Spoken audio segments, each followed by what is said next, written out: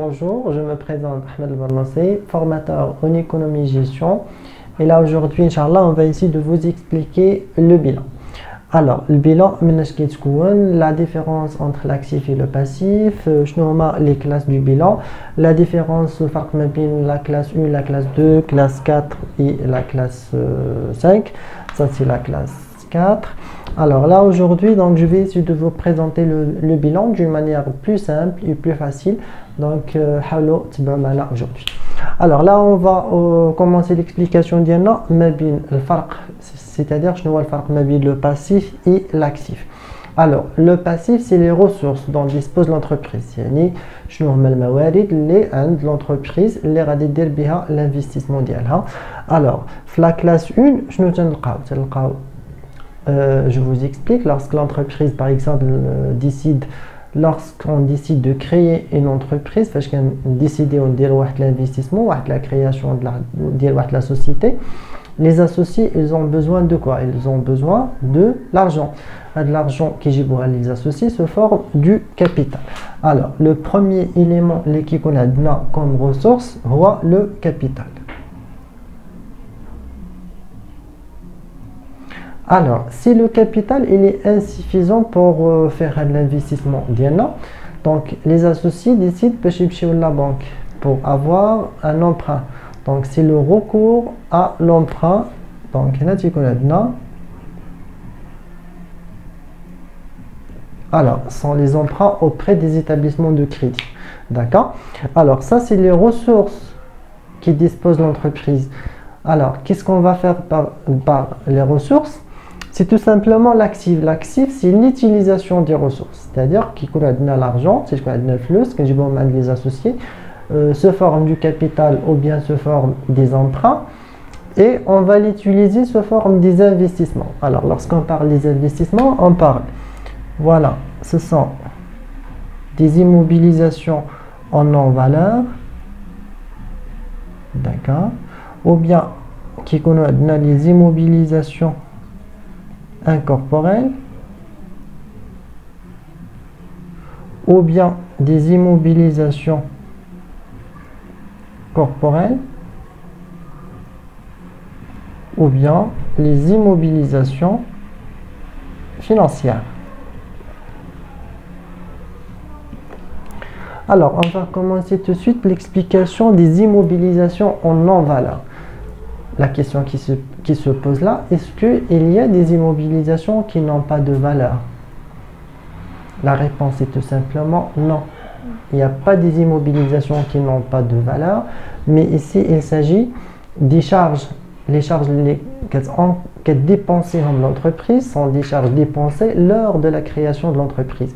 Parce qu'on décide de créer la société, on aura besoin des frais d'enregistrement, les frais d'acte, les frais de publicité, les frais de notaire, etc. L'ensemble des charges engagées par l'entreprise lors de la création, ce sont des immobilisations en non-valeur. Normalement, ce sont des charges, on est bien d'accord, mais l'entreprise, peut-être l'activité, on ne peut pas augmenter les charges, on ne peut pas rendre l'exercice déficitaire. Donc, est-ce qu'on a le résultat négatif dès le départ? C'est la raison pour laquelle la loi comptable a le droit de les dépenses comme des immobilisations en non-valeur, et bien sûr, on a le droit de les amortir sur 5 ans. On a le droit de faire la dotation, ce qu'on va voir par la suite, les travaux d'inventaire, la dotation d'exploitation d'amortissement sur les immobilisations en non-valeur. Alors là, les au niveau du bilan, les immobilisations en non-valeur, c'est tout ce qui concerne les frais d'augmentation de capital, les frais de publicité, les frais payés pour l'enregistrement, les frais de notaire, les frais d'acte, d'accord, les frais engagés lors de la création de l'entreprise. Ce sont des immobilisations en non-valeur. On a le droit de les enregistrer la classe juge ouais. D'accord? Ça, c'est la classe 2, 1. Ça, c'est les immobilisations en non-valeur. On passe pour expliquer les immobilisations incorporelles. Alors, les immobilisations incorporelles, elles comprennent, voilà, notamment, voilà, tout ce qui concerne la recherche et développement, le fonds commercial, etc. Donc ça, c'est la classe 22. D'accord. Par la suite, on va entamer l'explication pour les immobilisations corporelles. Donc, on a le 23, la rubrique 23. Alors là, c'est tout ce qui concerne les éléments qui sont corporels, les immobilisations, tout ce qui concerne le matériel de transport, l'immobilier, les matériels, les matériels informatiques, les matériels d'emballage, tout ce qui est immobilier qui reste dans l'entreprise, qui va l'utiliser pendant à longue durée. Donc ce sont des immobilisations corporelles. Alors par la suite, la classe qui suit par la suite, c'est les immobilisations financières. Alors principalement les immobilisations financières, les TP, d'accord, les titres de participation. Alors là, je vous explique les titres de participation, les TP.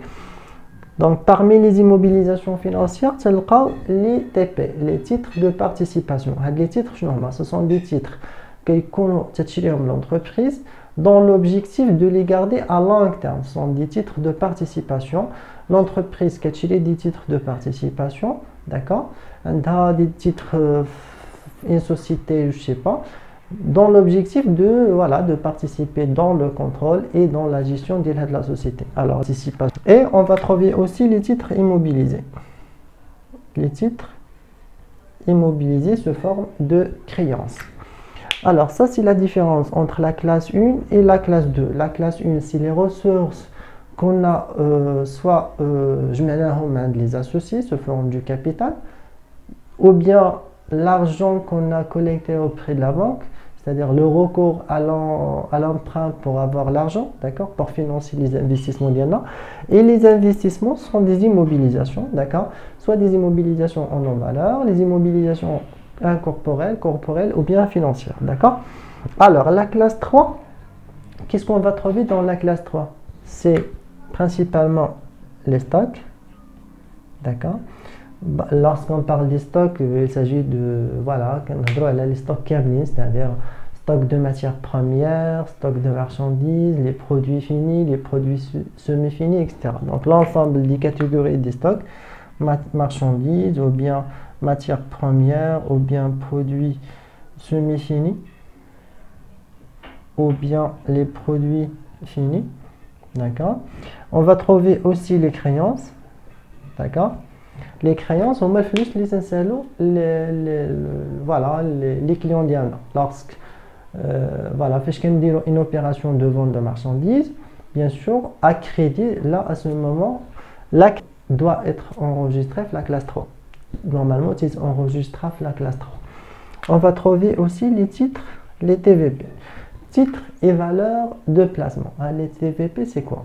Ce sont des titres acquis par l'entreprise dans l'objectif de les revendre à court terme. Alors, la classe 4, les dettes vers le fournisseur. Donc, principalement, les dettes vers les fournisseurs, les dettes envers l'État, tout ce qui est État, d'accord. Les impôts à payer vers la CNSS, l'impôt sur l'État, la TVA due, d'accord, les sont. Donc tout ce qui concerne les impôts, tout ce qui concerne les charges à payer à l'État, d'accord. Ça, c'est concerne la classe 4, c'est le passif circulant.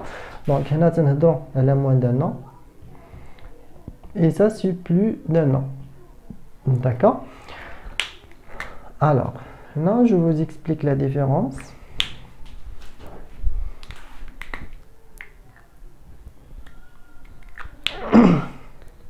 Alors, juste un élément très important ici à préciser, c'est lorsqu'on procède à l'acquisition d'un élément, par exemple, lorsqu'on procède à l'acquisition d'une immobilisation, acquisition d'un matériel à crédit, on va voir le crédit, est-ce qu'il est plus d'un an ou bien moins d'un an. Parce qu'on a une acquisition d'un matériel plus d'un an, donc c'est ce qu'on a un fournisseur des immobilisations. C'est ce qu'on a dans la classe 1 parce qu'on va régler le fournisseur à long terme, d'ici un an et demi, etc. Donc, c'est un fournisseur des immobilisations. Par contre, parce qu'on a une acquisition des immobilisations à régler moins d'un an, 6 mois, 7 mois, C'est ce qu'on a dit, non? Dette sur acquisition d'immobilisation. Acquisition des immobilisations. Ça, c'est une distinction qui est très importante. Donc, il faut savoir la différence entre fournisseur d'immobilisation et dette sur acquisition d'immobilisation. Alors, je explique.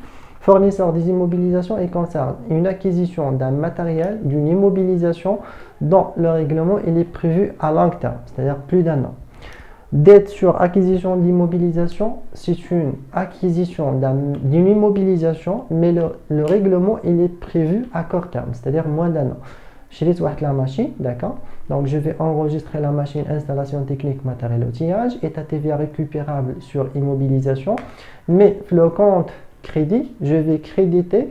Par exemple, si le règlement il est prévu d'ici 6 mois, je vais créditer le compte dette sur acquisition d'immobilisation. Mais si je n'ai pas les moyens nécessaires pour régler le montant à court terme, c'est-à-dire le règlement, ça sera prévu par exemple d'ici 1 an et demi, 16 mois par exemple, ou bien 18 mois. Dans ce cas, je vais créditer le compte fournisseur des immobilisations. C'est clair. Donc là, c'est une distinction qui est très importante à ce niveau-là.